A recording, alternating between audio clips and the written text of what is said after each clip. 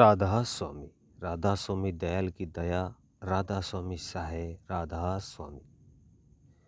प्यारे सत्संगी भाइयों बहनों, आप हजूर महाराज जी ने संगत पर अपार दया करते हुए अपने सत्संगों से चयनित इस साखियों का संकलन पुस्तक के रूप में तैयार करवाया है। आशा है कि अध्यात्म प्रेमी इसे पढ़कर सुनकर लाभान्वित होंगे। सो किस तरह महाराज फरमाते हैं कि एक बार गोपियाँ कृष्ण जी से कहने लगी कि हम आपके गुरु दुर्वासा जी के दर्शन करना चाहती हैं। कृष्ण जी कहने लगे कि ये यमुना पार जंगल में रहते हैं, वहाँ तुम्हें उनके दर्शन हो जाएंगे। अब गोपियों ने चिंता जाहिर की कि यमुना में तो बहुत पानी चढ़ा हुआ है, हम उस पर पार कैसे जाएंगे। कृष्ण जी कहने लगे कि फिक्र न करो, मैं तुम्हें एक युक्ति बताता हूँ जिससे तुम सहज ही यमुना पार कर लोगी। तुम यमुना के पास जाकर ये कह देना कि यमुना जी, कृष्ण जी जति ने कहा है कि आप हमें रास्ता दे दें। ये सुनकर गोपियों को बहुत आश्चर्य हुआ और सोचने लगे कि चलो चलकर देखते हैं। गोपियाँ सहज सज धज करके मिठाइयों के थाल भर करके यमुना किनारे पहुंच गई। देखा तो यमुना ठहाके मार रही थी। जैसे ही उन्होंने यमुना से कहा कि यमुना जी, हमें कृष्ण जति ने कहा है आप रास्ता दे दे, यमुना ने जल स्तर तुरंत गिरने लगा और देखते ही देखते घुटनों तक पहुंच गया। सभी गोपियां आसानी से यमुना पार कर गई और चलकर दुर्वासा ऋषि के आश्रम पहुंची। आश्रम में पहुंचकर उन्होंने दुर्वासा ऋषि जी के दर्शन किए और उन्हें मिठाइयों के थाल भेंट किए। दुर्वासा जी को भूख लगी थी। दुर्वासा जी मिठाइयों के सभी थाल चट कर गए। गोपियाँ सोचती रह गई कि हमें भी मिठाइयों का प्रसाद मिलेगा, परंतु ऋषिवर ने किसी को कुछ नहीं दिया। मिठाइयाँ खाकर दुर्वासा जी ने अपने पेट पर हाथ फेरा और डकार ली।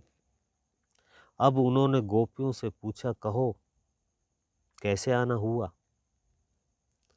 गोपियाँ कहने लगी कि ऋषिवर, हम सब आपके दर्शन पाकर धन्य हो गई, अब हमें आज्ञा दीजिए, परंतु हमारी एक समस्या है कि हम यमुना पार से आई हैं और यमुना में पानी बहुत चढ़ा हुआ है। यमुना के इस पार आने का तो कृष्ण जी ने हमें उपाय बता दिया था। उन्होंने कहा था कि यमुना से कह देना कि कृष्ण जति ने कहा है कि यमुना जी रास्ता दे दो, और हम यमुना के इस पार चली आई थी, परंतु अब वापस कैसे जाएं। दुर्वासा जी ने कहने लगे कि इसमें कौन सी मुश्किल है, अब तुम यमुना के पास जाकर के कह देना कि पनहारी दुर्वासा जी ने कहा है कि यमुना जी रास्ता दे दो। ये सुनकर गोपियाँ मन ही मन मुस्कुराई कि मिठाइयों के सभी थाल खाकर भी ऋषि अपने आप को पनहारी बता रहा है।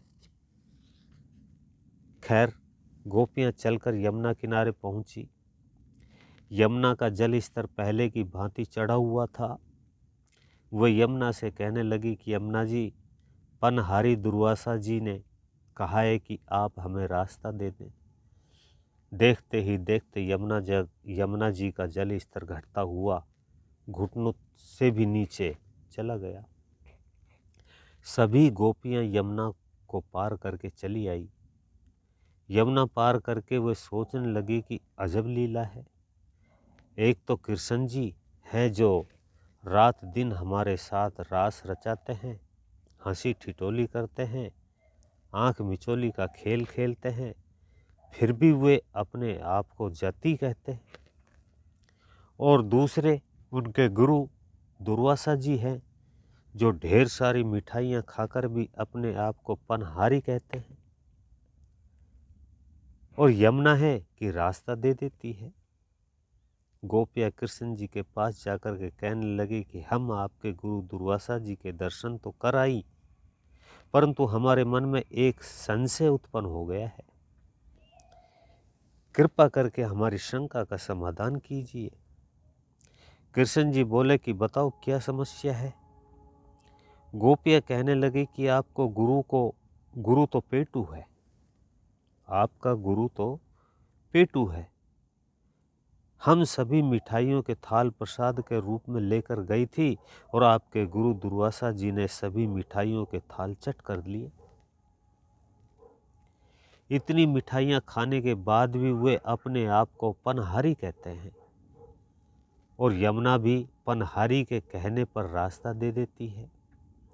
कृष्ण जी कहने लगे कि क्या मेरे गुरु ने तुम्हें निमंत्रण देकर बुलाया था? उनकी कोई इच्छा नहीं थी कि तुम उनके लिए मिठाइयाँ लेकर के जाओ। पेड़ों के पत्ते खाकर भी वे उतने ही खुश होते हैं जितनी तुम्हारी मिठाइयाँ खाकर खुश हुए। वे जिभ्या का रस नहीं लेते। वे मिठाइयाँ भी उन्हें झाड़ पात और मिट्टी की तरह ही लगते हैं। और मेरे बारे में जो तुम ये सोचती हो कि मैं तुम्हारे साथ रास रचाता हूँ, मैं काम वासना का गुलाम नहीं हूँ। मैं किसी को काम रूप में नहीं भोगता, किसी कर्म को मैं अपना मन नहीं देता, उसके फल की इच्छा नहीं करता। कर्म करते हुए भी मैं निष्कामी हूँ। जब तक इंसान आशा तृष्णा व काम वासना का गुलाम बना रहता है, केवल तभी तक कर्म गले की फांस बनकर उसे सताते हैं।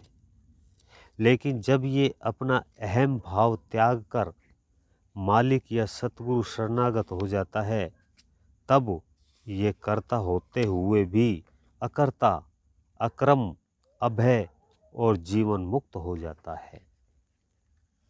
राधा स्वामी। अभी आप सुन रहे थे परम संत ताराचंद महाराज जी का ये सत्संग। इससे आगे का भाग सुनने के लिए वीडियो को लाइक करें, चैनल को सब्सक्राइब करें, ज़्यादा से ज़्यादा शेयर करें। सभी सत्संगी भाई बहनों को मेरा हाथ जोड़ करके राधा स्वामी जी।